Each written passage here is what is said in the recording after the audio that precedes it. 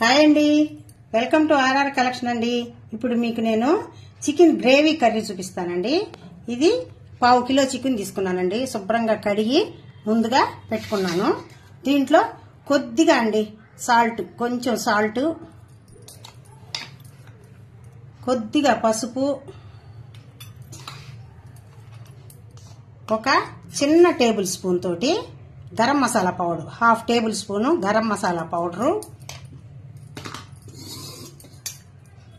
ఒక 2 స్పూన్లు పెరుగు, 2 స్పూన్లు పెరుగు వేసానండి.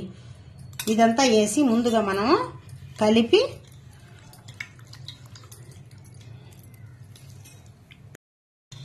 ఇప్పుడు మనం దీన్ని బాగా శుభ్రంగా ఆ పెరుగు, గరం మసాలా పౌడరు, కొద్దిగా ఉప్పు, పసుపు వేసాం కదా, ఇవన్నీ వేసి ముందుగా మనం ఇలా తడిపి పెట్టేసి పక్కన పెట్టుకుందామండి. ముందుగా మనము ఒక ప్యాన్ పెట్టుకొని స్టవ్ ఆన్ చేసుకోవాలండి. ఈ గిన్నె వేడెక్కిన తర్వాత ఇప్పుడు మనము ప్యాన్ వేడెక్కిన తర్వాత కొద్దిగా ఆయిల్ పోసుకుందామండి. నాన్ వెజ్ కదా, కొద్దిగా ఎక్కువే పోసుకుందాము. నేను కొంచెం ఆనియన్ తీసుకున్నానండి, టమాటా తీసుకున్నాను.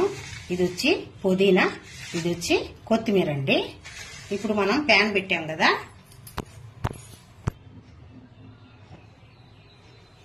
ఇప్పుడు ఆయిల్ వేడెక్కేసిందండి.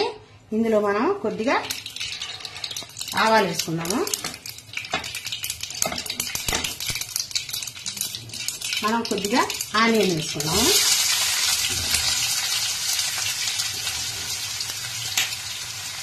ఈ పుదీనా కూడా ఇప్పుడే వేసేద్దామండి. అంటే ఆ ఫ్లేవరు ఆయిల్లో బాగా బయటకు వచ్చి మంచి స్మెల్ వస్తుంది. అందువల్ల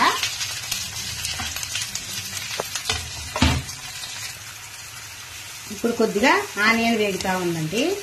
ఇప్పుడు ఇందులో కొంచెం కరివేపాకు కూడా వేసేస్తాం.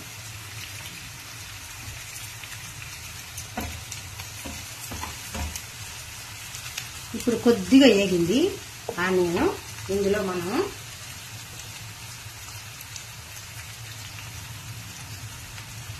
1.5 టేబుల్ స్పూను అల్లం వెల్లుల్లి పేస్ట్ వేసేస్తామండి. ఇది కొంచెం అల్లం వెల్లుల్లి పేస్ట్ పచ్చి వాసన పోయేంత వరకు కొంచెం సన్నగా వేపుకుందాం మనము.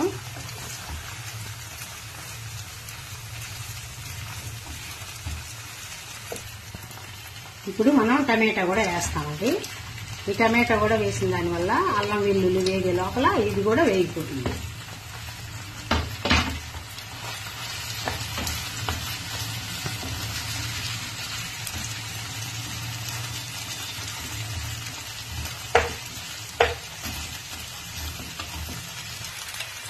ఇప్పుడు ఇందులో 1.5 టేబుల్ స్పూను మనం ఆనియన్ పేస్ట్ వేసుకుంటామండి.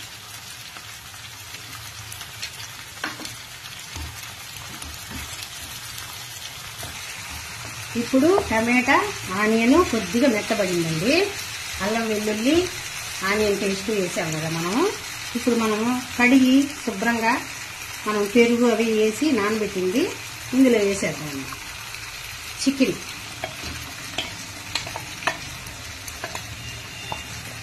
ఈ చికెన్ వేసి దీన్ని బాగా కలిపేస్తాం.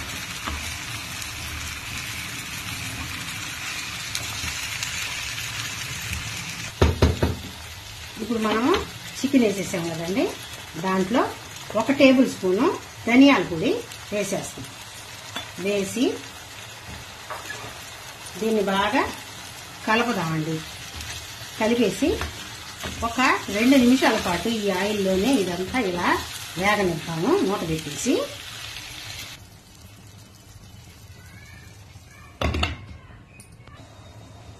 ఇప్పుడు మనము 2 నిమిషాల పాటు అలా దీనిలో వేగనిచ్చాం కదండి ఆయిల్లో. దీన్ని బాగా కలుపుకున్నాము. ఇందులో ఇప్పుడు ఇందాక మనం కొద్దిగా వేసుకున్నామండి. ఈ టేబుల్ స్పూన్తో ఇందాక 1/2 టేబుల్ స్పూను గరం మసాలా వేసాము. ఇప్పుడు ఒక 1/2 table spoon garam masala powder వేసేద్దాం. కారం 1 టేబుల్ స్పూన్ వేసానండి. టేబుల్ స్పూన్ వేసి కొద్దిగా వేస్తున్నాను. టేస్ట్ అయినాక సాల్ట్ ఇందాక కొంచెం చికెన్లో వేసుకున్నామండి, అది గుర్తుపెట్టుకొని వేసుకోవాలి. ఉప్పు కారం మాత్రం మీ టేస్ట్కి సరిపడా వేసుకోండి. ఇప్పుడు దీన్ని బాగా కలిపేసి మనము అంత కారము గరం మసాలా పౌడర్ అన్నీ కలిసేలాగా బాగా కలుపుకొని మనము ఇప్పుడు బాగా కలిపేసాం కదండి. దీంట్లో మనము ఇందాక చికెన్ కలిపి పెట్టుకున్నాం కదా, దాంట్లో 1/2 గ్లాసు వాటర్ పోసి దీన్ని బాగా మనం చికెన్ ఉడికేదాకా మగ్గించుకుంటామండి. ఇప్పుడు మనకి చికెన్ బాగా ఉడికిపోయి కూర అంతా దగ్గరకు వచ్చేసిందండి. ఎంత బాగుందో చూడండి, చూస్తుంటేనే తినే అలా అనిపిస్తుంది. అంత బాగుంది, ఆయిల్ అంతా బయటకు వచ్చేసింది.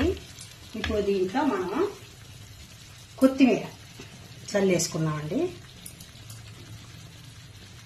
కొత్తిమీర చల్లేసుకొని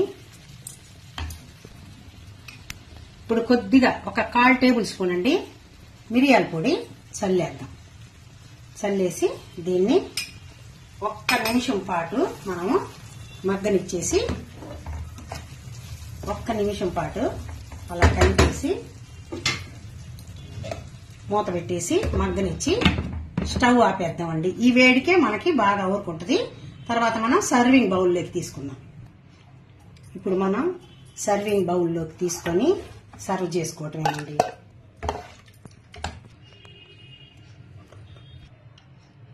ఇప్పుడు మనం సర్వింగ్ బౌల్లోకి తీసేసుకున్నామండి.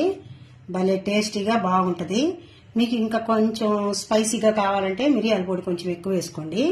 దీనిలో కానీ కొద్దిగా ఈ నిమ్మకాయ కానీ పిండుకొని తింటే చాలా అద్భుతంగా ఉంటుందండి. చపాతీలోకి బాగుంటుంది కర్రీ, వేడి వేడి అన్నంలోకి బాగుంటుంది. మీకు కనుక నేను చేసిన ఈ ప్రాసెస్ నచ్చినట్టయితే లైక్ చేయండి, షేర్ చేయండి, సబ్స్క్రైబ్ చేయండి. లాస్ట్ వరకు మీరు వీడియో కంటిన్యూగా చూసినందుకు మీకు అందరికీ ధన్యవాదాలండి. నేను నెక్స్ట్ ఇంకో మంచి వీడియోతో కలుస్తాను. బాయ్ అండి.